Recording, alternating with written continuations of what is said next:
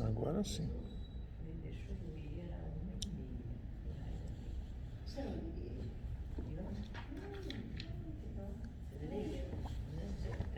O som aí.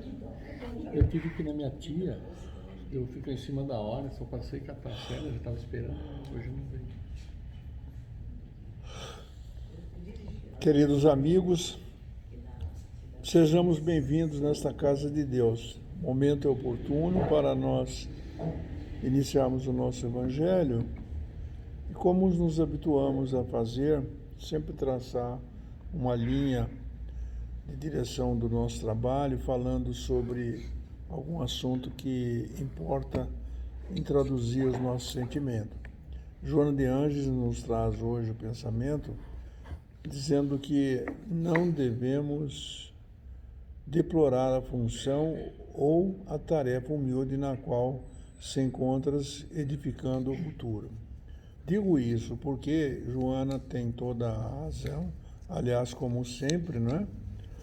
Porque muitas pessoas acham que as tarefas que fazem na vida não são enobrecidas. A dona de casa, porque trabalha demais, aquele que faz varre as ruas, trabalha num serviço humilde, da mesma forma.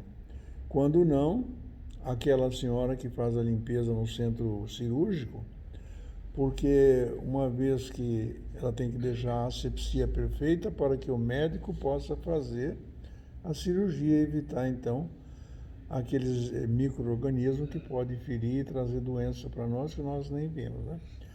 Então, quero dizer que isso, onde nós estivermos, temos que nos encontrar edificando o nosso trabalho. O trabalho não é mais importante que o outro, todos nós temos a nossa função. Então, Joana de Ângeles diz que não é a função que dignifica o homem, mas este que a enobrece. Há muitas pessoas e uma quantidade incalculável de gente modestas e humilde que ajudam todo mundo, trabalham e não ficam pedindo recompensa para isso, não é? Então, Joana continua dizendo que nós devemos realizar desse modo o teu dever, a tua obrigação. Vir aqui a esta casa, por exemplo, é uma alegria muito grande para todos nós. Estarmos presentes nessa confraria com Jesus. Fazer o nosso serviço, claro que nós três aqui, não a dona Célia que ainda está brutinha, mas nós já estamos meio passadinho, não é, Maurício? Bastante. Mas aí, como Jesus prometeu e disse que o Pai trabalha até hoje, nós também vamos trabalhar, Ele também trabalha, então nós faremos o nosso trabalho na relatividade da importância que nós temos e nas forças com que podemos realizar. Então diz Joana, realize desse modo o teu dever com a consciência de que ele é de suma importância no concerto geral da vida. É assim mesmo. Cada um de nós vai ter que fazer o seu trabalho, diante da sociedade, diante da sua família. E aproveito para dizer que quando chegamos aqui e nos encontramos com os mentores, os diretores da casa, porque muita gente não tem noção de que esse espaço aqui todo vazio, entre aspas, fisicamente, não tem outro significado, mas não é bem assim. Há vários andares no mundo transcendental que aqui durante 24 horas por dia tem trabalho, tem atenção, tem pessoas. Quantas vezes o seu Zé aqui mesmo já nos falou que ele convida as pessoas às vezes para entrar, espíritos que estão aí andando, perdidos e desesperados, e vêm aqui e são tratados. Então, é uma alegria muito grande nós estarmos aqui juntos para podermos meditar um pouquinho sobre o Evangelho, aprendemos as lições, ouvir é uma dádiva de Deus, né? Então, é uma gratidão a gente estar com Jesus, estar reunido aqui com Jesus. Muitas pessoas dizem, com uma certa dose de desatenção, que não vê Jesus aqui. Você não vê com os olhos físicos, né? Mas com o sentimento do coração. O prazer que está aqui, porque foi Ele que nos asseverou que ali onde tiver dois ou mais reunidos em torno do seu ideal, ele estaria presente. Portanto, ele está presente aqui conosco, sabe das nossas necessidades, e conviver com ele é tão agradável, né? Basta nós pensarmos que de vez em quando encontramos uma pessoa e a pessoa fala tão fundo ao nosso coração que a gente chega a externar um sentimento de que, na verdade, nossa, eu gosto tanto de fulano, mais do que se fosse um irmão. Eu estou dizendo isso porque nós vamos falar hoje sobre uma proposta de Jesus. Então, nós vamos estar abrindo o nosso trabalho, alegres e contentes por estarmos nesta casa de Deus e aproveitarmos para conscientemente estarmos atentos de que este é o momento que nós estamos reunidos com o Pai Celeste, através de Jesus, porque ninguém vai ao Pai se não for por Ele, que é o caminho, a verdade e a vida. E é dessa maneira que nós vamos abrir o nosso trabalho, fazendo a nossa oração, dizendo em alto e bom som, das profundezas de nossa alma, a oração que Ele nos ensinou, ao cantarmos a melodia do amor, dizendo: Pai nosso que estás no céu, santificado seja o vosso nome, venha a nós o vosso reino, seja feita a vossa vontade, assim na terra como no céu. O pão nosso de cada dia nos dai hoje, Senhor, perdoe as nossas ofensas, assim como nós perdoarmos aqueles que nos têm ofendido.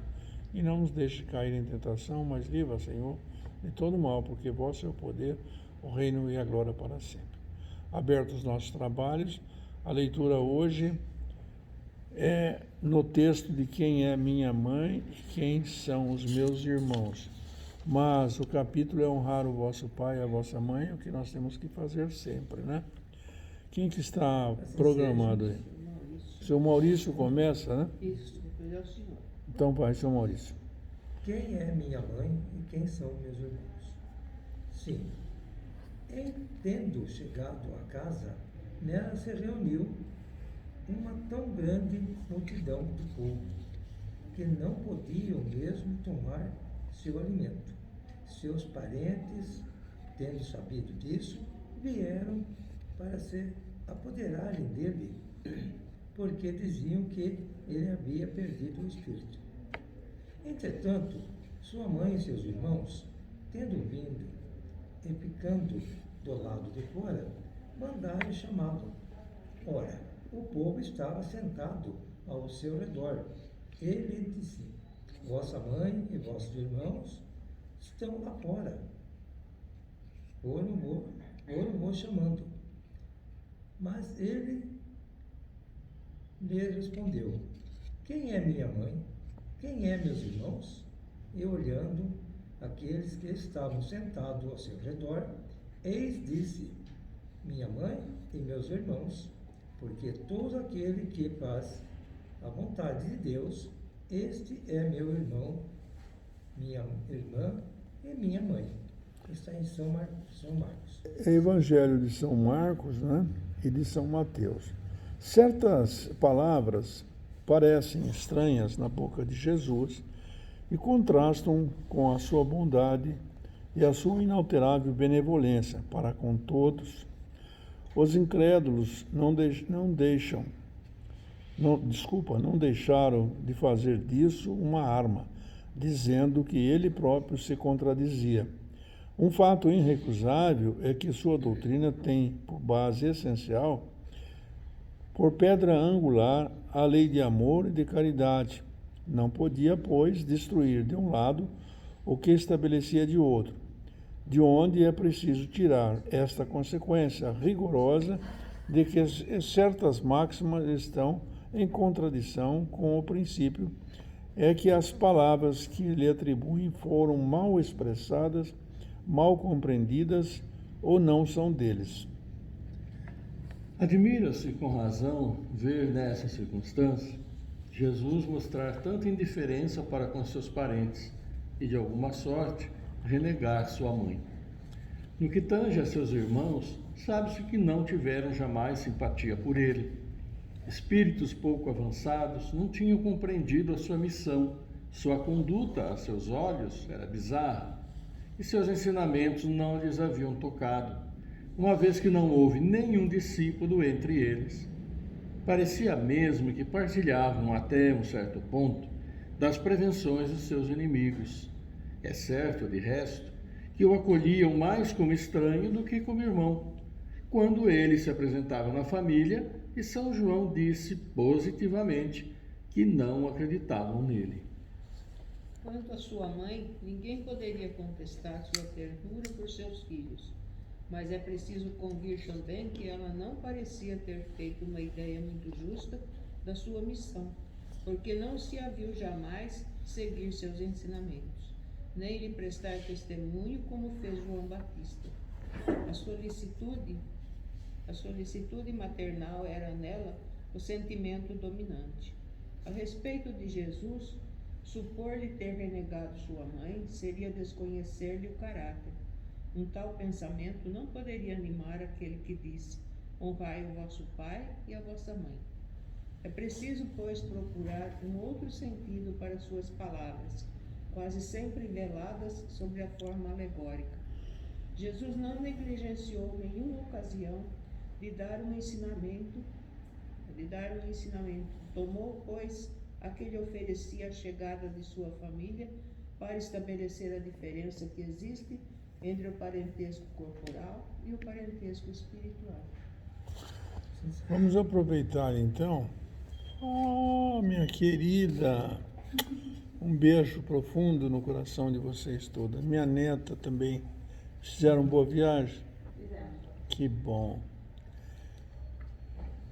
Nós vamos aproveitar e pedir para o professor Ailton fazer as considerações dele sobre essa questão proposta assim no Evangelho, que dá mesmo um sentimento de que, como assim, estamos desprezando os nossos irmãos, os nossos filhos, os nossos parentes, aqueles que estão próximos de nós, inclusive a nossa mãe. Não é bem isso.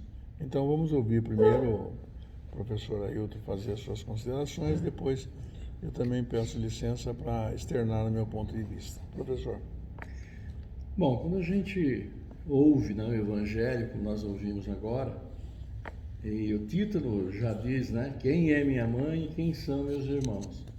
E a gente tem aqui no relato de São Mateus e de São Marcos aquela situação que Jesus estava falando ao povo e sempre juntava muita gente ao seu redor. Então ele estava no meio do povo e chegaram lá a sua mãe e chegaram também os seus irmãos, queriam falar com ele. E como tinha muita gente, pediram para um, né, dos discípulos, daqueles que acompanhavam Jesus, para dizer que eles estavam lá. E chegando lá, o discípulo, né, pedindo licença para aquele povo todo, disse a ele, né, que a mãe e os irmãos estavam lá, queriam falar com ele. E Jesus então vira e fala esta passagem, né, que diz assim, mas quem é minha mãe e quem são meus irmãos? E à primeira vista dá aquela sensação de que ele, do que estaria falando, renegando ele que sempre pregou, né, o amor, a responsabilidade filial de filho com os pais, esse tipo de coisa, o amor fraternal. E ele diz, quem é minha mãe, quem são meus irmãos? E aí na sequência ele diz, né, que aquele que faz a vontade de Deus, esses são meus irmãos, esse é minha mãe, é minha irmã. Então ele fala, e assim o Evangelho bem diz para nós, nesse sentido, e levando ali para esse lado que nós hoje sabemos, conhecemos, o chamado lado espiritual, o lado das afinidades, né? E não tanto ao lado material, que era como o pessoal da época entendia, porque eles não tinham noção do espírito, espiritualidade, né? Nada disso. Eles simplesmente entendiam aquilo que eles ouviam, cruamente. E esse texto aqui, juntamente com alguns outros textos, que é no próprio Evangelho, quando ele fala que ele não veio trazer a paz, ele veio trazer a espada, a divisão, etc., é um daqueles textos que muitos acham um determinado contrassenso, mas que na realidade não é. Porque ele, nestas situações, referia-se, né, vamos dizer, quase que diretamente, quando a maioria de suas parábolas foi uma maneira indireta de transmitir seu recado, né, essa questão de pais e filhos que ali está. Mas ele falava nesse sentido espiritual. Porque Sabemos, todos nós somos irmãos por parte da nossa criação. Deus, nosso Pai, criou a todos nós. Em determinado instante, fomos criados. E a sua criação continua. Então, nós não sabemos quantos infindáveis irmãos nós temos, né? Neste mundo, é mesmo os outros mundos que existem por aí, filhos do mesmo Pai. Mas como Pai, Ele sempre quis, como todo e qualquer Pai, ordenar fazer o melhor por seus filhos, indicando as melhores providências, os melhores caminhos. E dizendo, né, para evitar determinadas coisas que não contribuíam para a sua evolução, como todo e qualquer pai faz. Tá? Qualquer desvio de comportamento, alguma situação que começa a perceber com os filhos, vai-se nele para fazer a devida correção.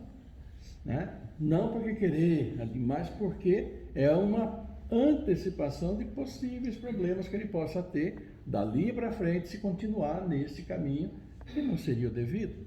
Né? Então, correções precisam ser feitas. Os caminhos estavam bem determinados, como, aliás, já havia sido determinado desde as tábuas da lei, né? Os 10 mandamentos estão ali, estão até hoje.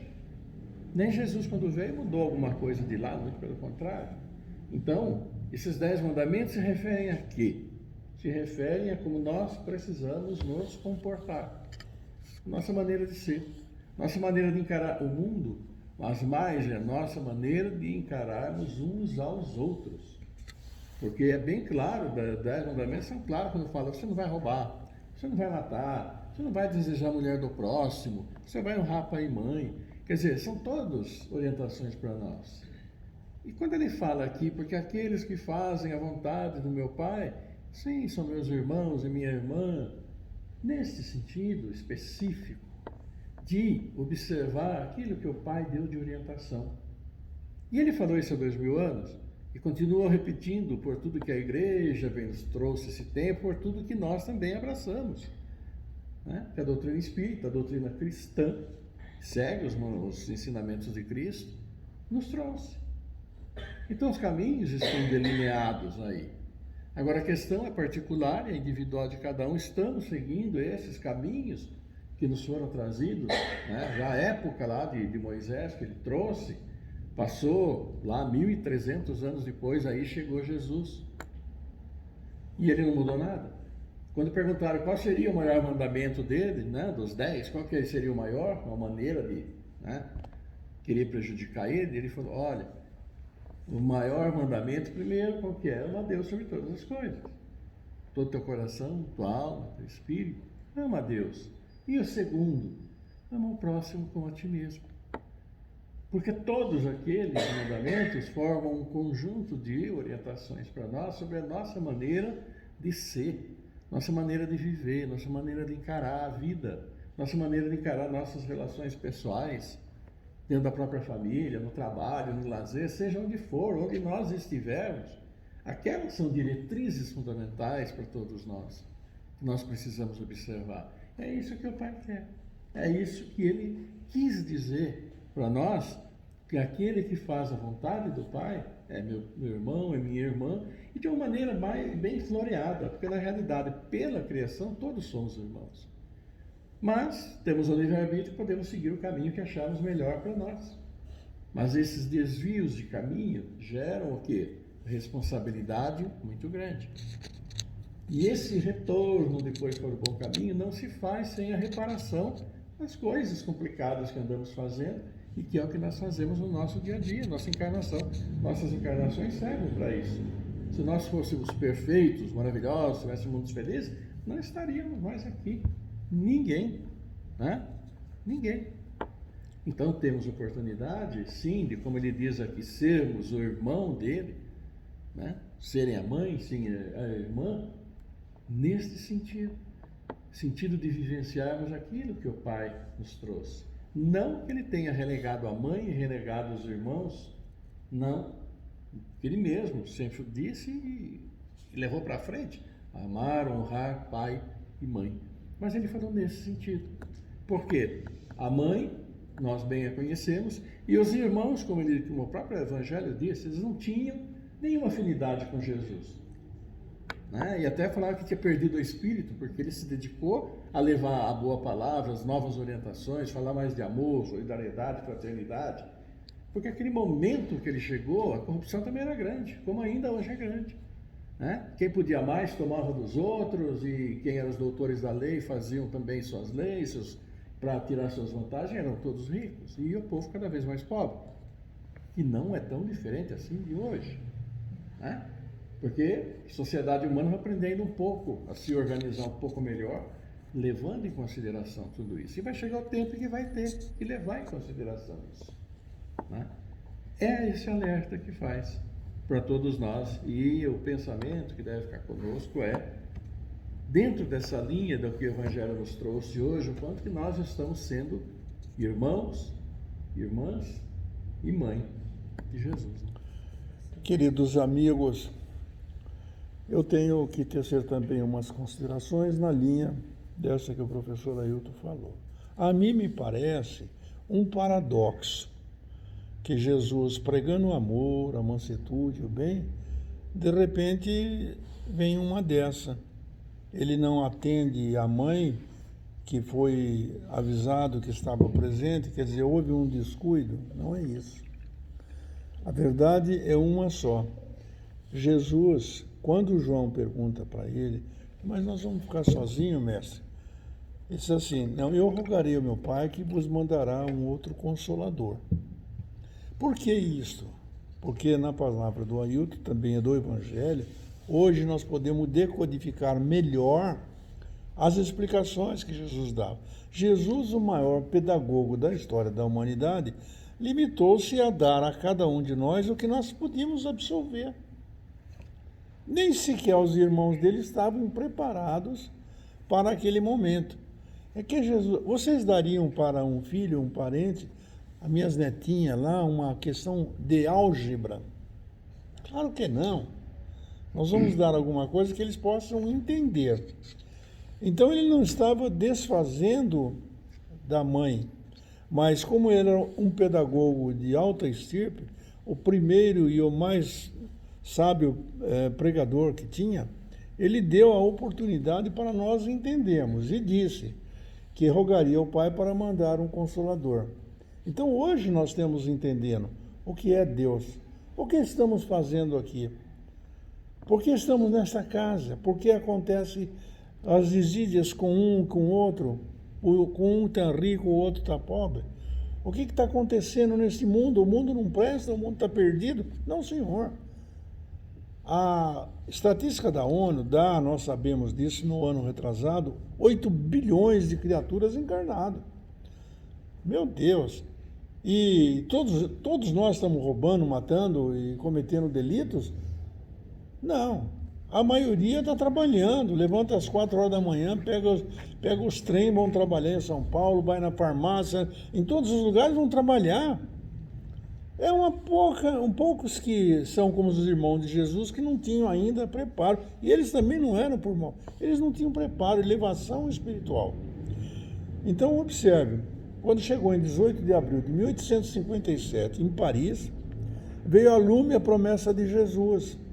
No Champs-Élysées, diz a historiografia que foi uma manhã de sábado e que estava florido e perfumado, porque na Galeria de Sodanti estava exposto o Livro dos Espíritos, que explica tudo que nós precisamos saber. Ora, se isto é como está esclarecido, Jesus não deixou de ensinar, porque ele não iria contra os próprios ensinamentos. Quantas vezes nós lemos na história de que Jesus só fala de amor, de bondade, de consideração, de estima, de perdão? A maioria de nós aqui ainda não aprendemos o que é perdão. Claro que nós sabemos, conhecemos a palavra, a etimologia, etc., mas não sabemos o que é perdão. Sabemos mais ou menos. Tanto que vocês já devem ter ouvido falar, eu já ouvi também nesses parcos momentos de minha longa existência, a pessoa falar, eu perdoo sim esse cara aí, mas não quero ver nem morto, porque fez um desaforo. Está sorrindo, mas é isso mesmo, não falam? Não falam isso, falam. Então Jesus estava querendo mostrar nessa lição uma interrogação. quando eles falaram, olha, sua mãe está aí, tu não vai atender? Não vai dar preferência, privilégio a ela? Ele disse, não. Aí ele interroga, quem é a minha mãe? Quer dizer, faz a pessoa pensar, mas como assim? É Maria de Nazaré. Como assim? Faz a pessoa imaginar, pode entrar, seja bem-vindo. Pensar como vai fazer. Quem é meu pai?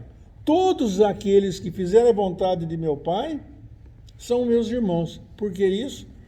Porque está esclarecido já em Paris, em 1857, o que é Deus. Vocês sabem o que é Deus? Deus é um ser transcendental. Por que Jesus não determinou uma religião específica para que nós fôssemos teístas ou fôssemos aqueles que na Índia ou budista? Alguém já viu falar que Jesus deixou uma religião específica? Pode ser o que você quiser. Eu prefiro, segundo o Divaldo diz, e é com muito prazer que falo isso, eu prefiro um ateu que é responsável, cumpre os seus deveres, cuida da sua mãe, cuida de dar o carinho para as pessoas, dá uma palavra de conforto, um abraço, não esquece de nós, um dos irmãos da vida, do que um que diga que é religioso, mas é um malandro, sem vergonha, ladrão, rouba, engana, mente. Então Jesus não veio trazer uma reformulação a esse ponto, ele veio trazer o amor. Quando ele disse que nós precisávamos perdoar, como que a gente vai fazer para perdoar? Nós temos um exemplo que está na questão 625 do Livro dos Espíritos. Não é? Quando se perguntou qual é o ser mais perfeito que existe e que Deus nos deixou para servir de modelo e guia, e os Espíritos venerando responderam, vedes Jesus. Só isso. Mas é só ver. Não, olhar o que ele fez, as palavras dele. Quando chegou no Monte Gólgota e se decidiu naquele congresso espúrio dos judeus, porque foi por Caifás que começou tudo aquilo, né? E ele carregou aquela cruz violenta, e depois de todo aquele sofrimento que ninguém pode imaginar o que é, depois de todo aquele sofrimento, ele diz, quando as forças estavam exaurindo, de seu pai, levanta a cabeça, reuniu as suas últimas forças e disse, pai, perdoa, que eles não sabem o que fazem. Nós não sabíamos, éramos criança. Então, nós sabemos perdoar? Eu digo para vocês que é difícil. Eu faço um exercício danado para perdoar. Perdoar é limpar mesmo o coração. Deixa, o cara fez. Nós não vamos esquecer as coisas que nos fazem de mal. Aliás, é importante porque nós aprendemos a perdoar. Tanto isso é verdade que Moshaha Karachangandhi, para aqueles que não lembram, Gandhi na figura luminosa dos indianos, que salvou o seu país inteiro do jugo dos ingleses, ele não usou uma arma a não ser submissão. Nos livrou da Inglaterra, daquele jugo terrível. E agora, o que acontece? Ele, certa feita, isso é histórico, o seu discípulo procurou por ele e disse, mestre, eu ontem fazendo a lição da vida, né, como diz Santo Agostinho, na questão 918 e 19 do Livro dos Espíritos, eu pensei bem e eu ofendi o Senhor. Eu usei palavras malsãs, eu não fui sincero. Por favor, eu quero que o Senhor me perdoe. Olha que situação, eu pergunto para vocês isso. Que situação? O que Gandhi falou para ele? Falou, olha, eu não vou te perdoar, não. Meu Deus! Vocês já pensaram se vocês pedirem perdão na hora da nossa prece para receber também os benefícios dos passes magnéticos? E Jesus fala, não vou te perdoar. Aí ele disse, mas mestre, como assim o senhor não vai me perdoar? Não acredito, o senhor é um mestre de bondade, de amor, de caridade, como que o senhor não vai me perdoar? Ele falou, eu não vou perdoar, mas eu vou explicar para você. É como Jesus explica o evangelho aqui nesse tempo, porque naquela época falava de outra forma, né? E lembrando que o aramaico, que era a língua de Jesus, era de poucos predicados, não tinha recursos. Aqui nós temos uma palavra para 10 questões. Pois bem, então quando ele fala isso, eu vou explicar. Ele falou, olha, eu não vou te perdoar, não é porque eu não quero perdoar, é porque eu não fiquei sentido com aquilo que você me falou, com aquilo que você me fez, com a ofensa que me desse. Eu não fiquei sentido. Quer dizer que ele compreendia que aquele outro que o ofendeu estava em um momento abaixo dele, assim como Jesus fez com seus irmãos. Estavam abaixo. Eles não compreendiam a dinâmica que Jesus trazia nova e salvadora. Esta é a verdade. Então, perdoar, precisa perdoar de coração. Não guardar mágoa. Não quero ver esse cidadão nem vivo nem morto. Como assim? Então você está guardando mágoa. E o perdão é um exercício que faz tão bem para nós, não para os outros. Por que assim? Porque quando nós perdoamos de coração, como Jesus perdoou no Monte Gólgota, naquele madeiro infame, quando nós perdoamos, nós nos limpamos inteiramente. Para o outro é bom o perdão? Para o outro é bom porque ele vai ter que pagar. Já ouviram falar que não sai desse planeta sem pagar o último centil? Não sai mesmo. Mas pagar como? Em money? L'argent? Dinheiro? Não. Vai pagar recompondo o grande universo de Deus. Tudo que eu faço errado, vou ter que pagar.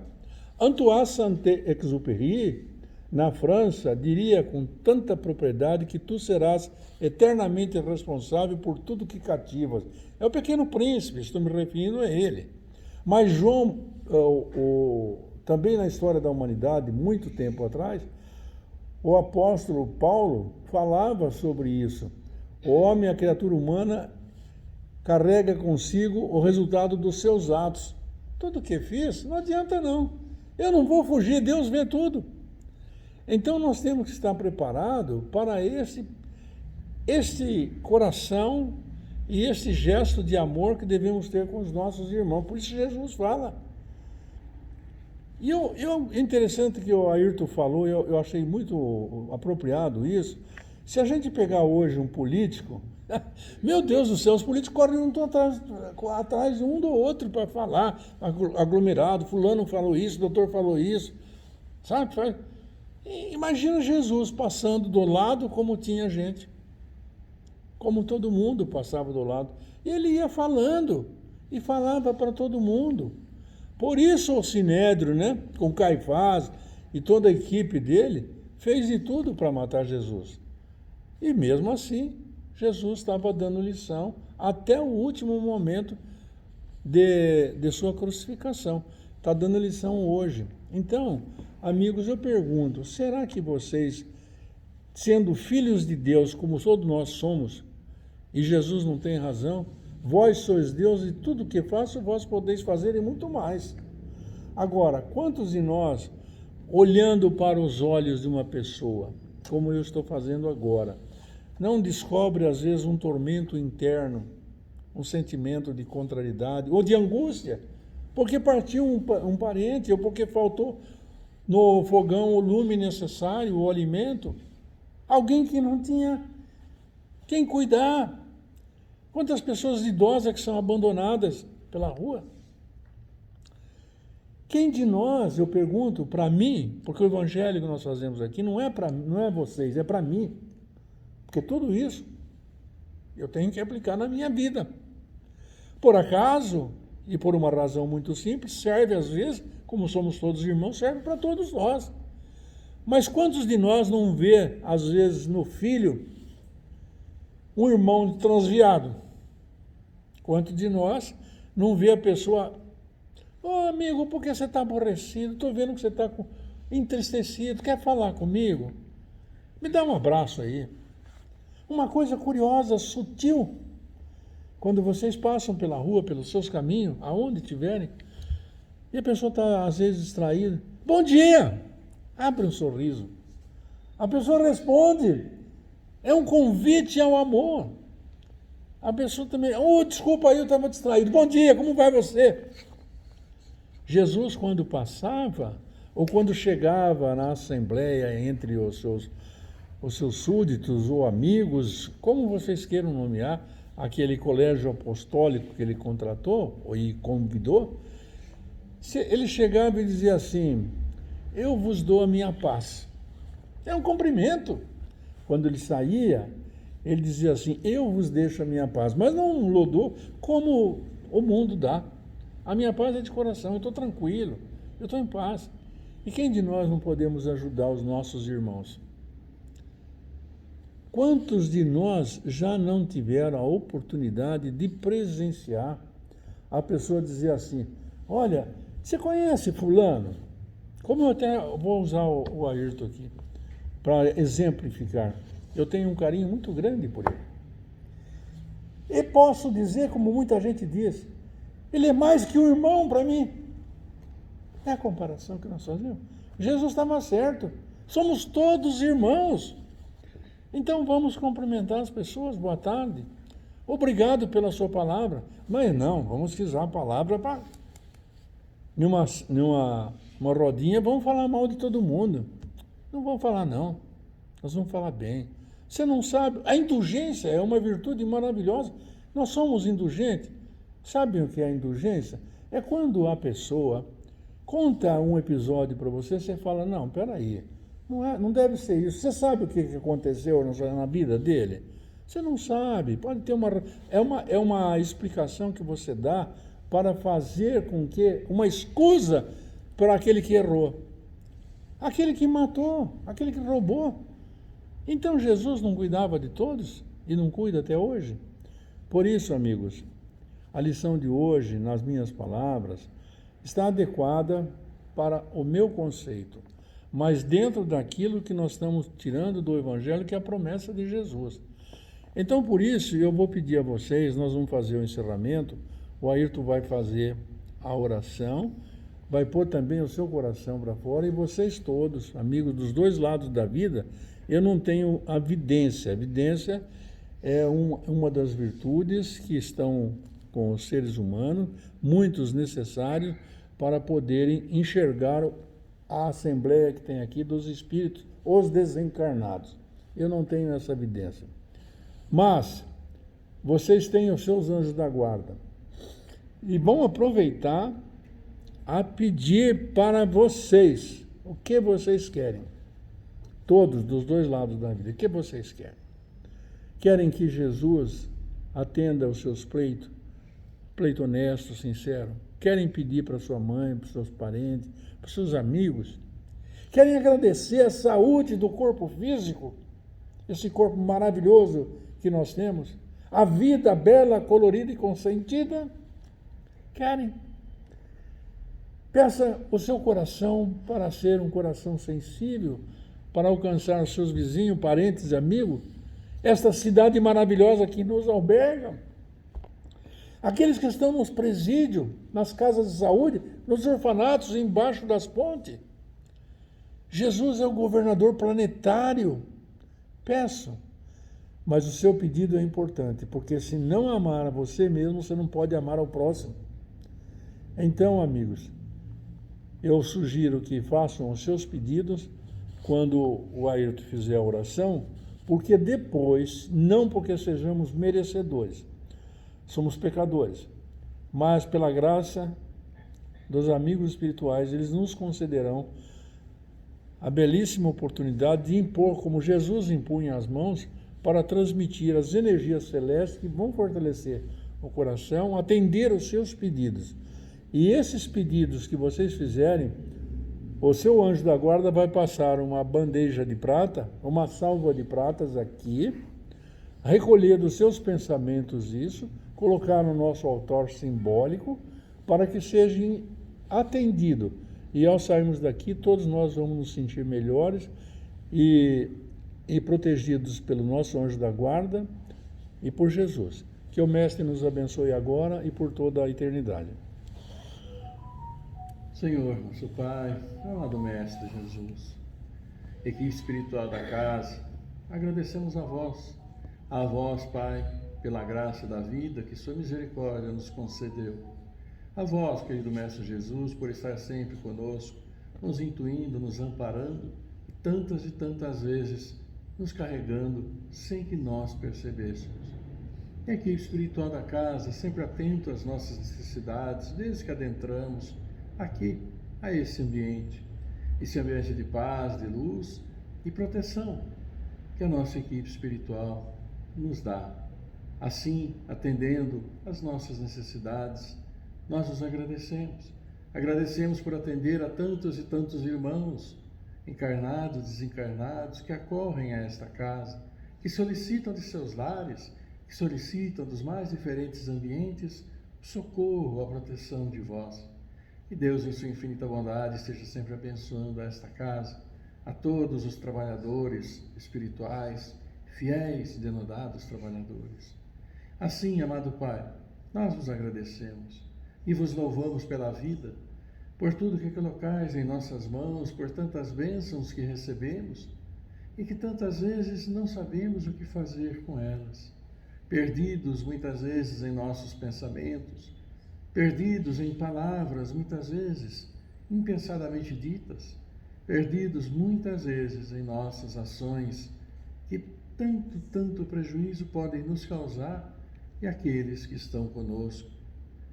Por isso, amado Pai, que suas bênçãos que recebemos nesse instante, que estaremos recebendo com fluidez no momento do passe, nos equilibrem fisicamente e que esse equilíbrio físico se reflita em nossos pensamentos, em nossa mente espiritual, nos tranquilizando, serenando nossos pensamentos para que sim, possamos tomar nossas melhores decisões pensadas, equilibradas, e que sim, que essas decisões sempre moldem nossas palavras, moldem nossas atitudes, nossas ações, e que sempre estejamos no caminho do bem, no caminho do amor, semeando as boas sementes, porque as sementes que semeamos são aqueles frutos que todos nós colheremos, e que possamos colher os melhores frutos e na colheita distribuir àqueles que necessitam, pelo exemplo, pelo amor,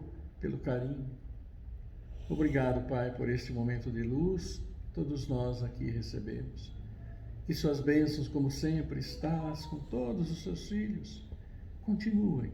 Bênçãos celestiais, bênçãos que vêm para nos equilibrar, bênçãos que vêm para nos indicar sempre o melhor caminho. Que nossas mentes estejam sempre abertas, Pai, a vossos ensinamentos, às vossas diretrizes, e possamos, sim, trilhar o caminho do bem, o caminho do amor, começando em nossos lares. Que sejam assim pelo amor e por suas bênçãos harmonizados, e que levemos esse amor onde quer que formos, e distribuamos gratuitamente a todos os nossos irmãos, tornando o nosso mundo, devagar que seja, sempre um mundo melhor, de esperança, de fraternidade, de solidariedade, de respeito, de paz e de muito amor. Que assim seja, amado Pai, por sua graça, agora e sempre.